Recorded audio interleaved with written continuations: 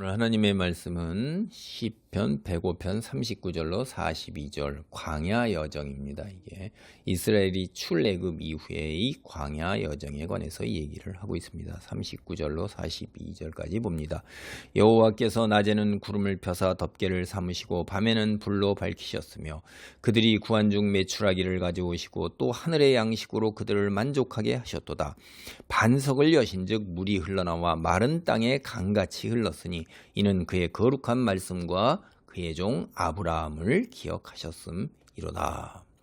이제 하나님께서는 이스라엘이 430년 노예 생활을 한 후에 이제 이집트를 떠나도록 하셨어요. 10가지 재앙으로 치셨고 특별히 6월절이 시작되는 그런 장자를 치시는 그런 재앙으로 인해서 이집트 사람들이 이제 완전히 공포를 넘어서서 이제 두려움과 공포 이런 불안을 넘어선 거죠. 그런 상태, 영어로는 패닉 상태에 빠져서 이게 막 제대로 서지도 못하는 거예요. 그게 이제 본문을 앞에서 보면 이 이스라엘 사람들은 비틀비틀거린 게 제대로 서지도 못하고 주저앉아서 뭐 그러는 거죠.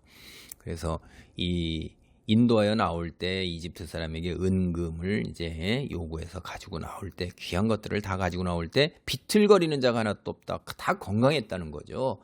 근데 이 이집트 사람들은 비틀거린 거예요. 그게 대조적으로 이제 그런 얘기죠. 몸을 제대로 못 가는 거예요. 공포하고 두려움 속에서. 그래서 그 후에 어떻게 보살피셨는가 하는 거는 구름 기둥과 불 기둥으로 함께 하셨다 하는 거예요. 여기 보면 이제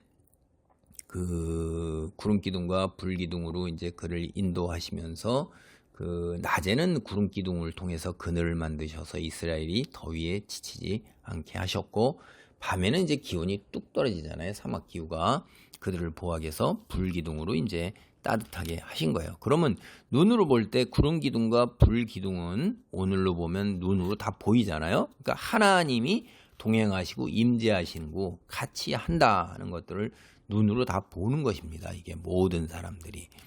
그래서 그들이 광야에 살았던 40여 년간을 다 구름 기둥과 불 기둥으로 하나님께서 인도하시고 보호하셨습니다.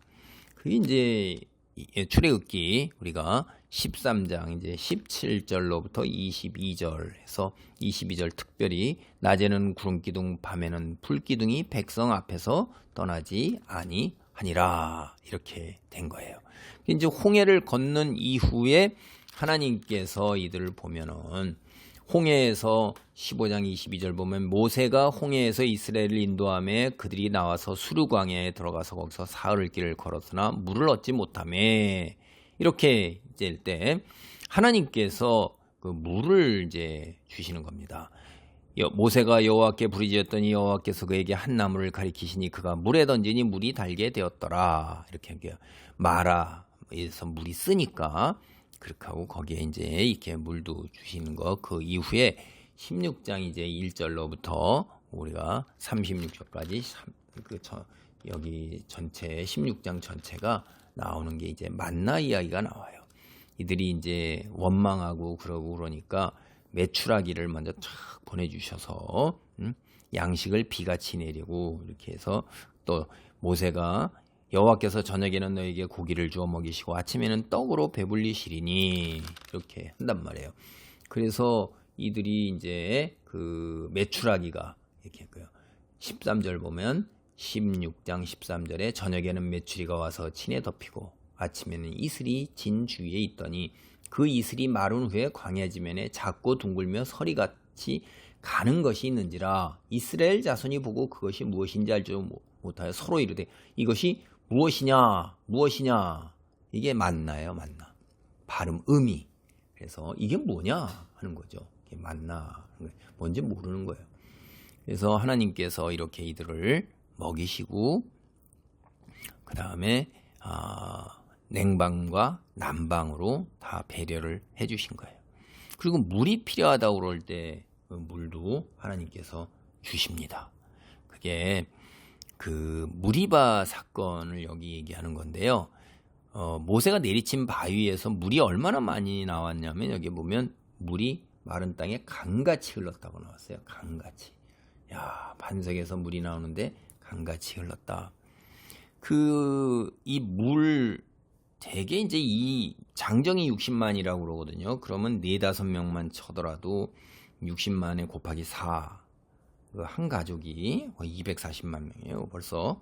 그러니까 그냥 아무리 적게 잡아도 200만 명 이상인데 마시고 씻고 옷 빨고 짐승도 먹이려면 24시간에 분당 최소 10톤의 물이 흘러나와야 돼요. 이게 강이 되는 거죠. 뭐 그냥 바위에서 흘러나온 물이. 그래서 땅 속에 갇혔던 물 하나님께서 터뜨리시는 거 이런 건 아무것도 아니죠. 하늘의 궁창에 있는 물도 노아홍수 때 또 그러니까 깊은 샘도 쳐서 이 지구 전체를 다 물로 덮어버린 적이 있으니까 그리고 다시 물을 가두셨잖아요. 여호와께서 온갖 이적을 베푸시고 이집트에서 종살이하던 이스라엘을 해방시키고 광야를 지나서 가나안 땅에 이르게 하신 게 왜 그러냐면 그의 종 아브라함을 기억하셨도다 하는 거예요. 기억하셨도다. 여기 성경에서 기억하셨다 하는 거 그 원어로 보면 그게 은혜의 시작입니다. 창세기 8장 1절이나 사무엘상 1장 19절 때 하나님께서 기억하시면 그 언약을 약속을 기억하시는 거예요. 그러면 그게 바로 임재하시고 기적으로 이적으로 은혜를 베푸시는 것입니다. 가나안 땅을 아브라함과 그의 후손에게 주시겠다고 한 그 하나님의 약속. 오랜 시간이 지나도 하나님께서는 그걸 잊지를 않으세요. 그래서 그 모든 일을 하나님께서 하신 것입니다. 하나님께서 한번 하신 말씀, 약속 절대 잊지 않으신 분이에요. 인간은 그 약속이 때에 따라 달라요. 그때 따라 달라요. 형편에 따라 달라요. 이런 말로 한단 말이에요. 신의가 없어요. 하나님은 그런 분이 아니시잖아요. 그래서 하나님께서 우리에게 하신 언약, 이게 이제 옛 언약이 이스라엘 민족이 하나님과 맺은 시내산에서 맺은 언약이란 말이에요. 모세 언약. 그래서 그 말씀 안에 있으면 축복이고 벗어나면 저주예요. 이게 이제 다시 예수 그리스도께서 오셔서 새 언약을 주신 겁니다. 그게 복음 믿고 받아들이면 우리가 구원으로 나아가는 거고, 그렇지 않을 경우에 거부하면 그건 이제 지옥이죠. 뭐 영원한 형벌. 그리고 믿으면 영원한 영생, 생명을 얻게 되는 겁니다. 그래서 하나님의 말씀은 1.1획도 틀림이 없고 떨어지지 않는다. 약속하신 것을 잊지 아니하시고 이스라엘을 이렇게 인도해 내시는 하나님의 은혜, 꼭 기억해야 될 것 같습니다.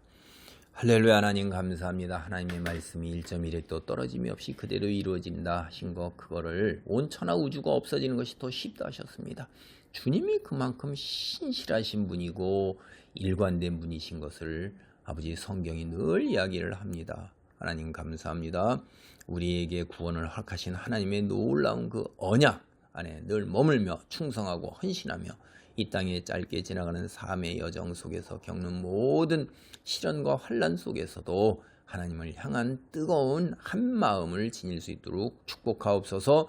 어둠의 세력이 악한 것들이 그 믿음을 빼앗아가지 못하도록 지켜주시고 30배, 60배, 100배의 결실을 맺는 아버지 하나님이여 옥토로 우리의 마음밭을 아버지 하나님이여 기적으로 변화시켜 주시옵소서. 예수 그리스도 이름으로 기도하옵나이다. 아멘.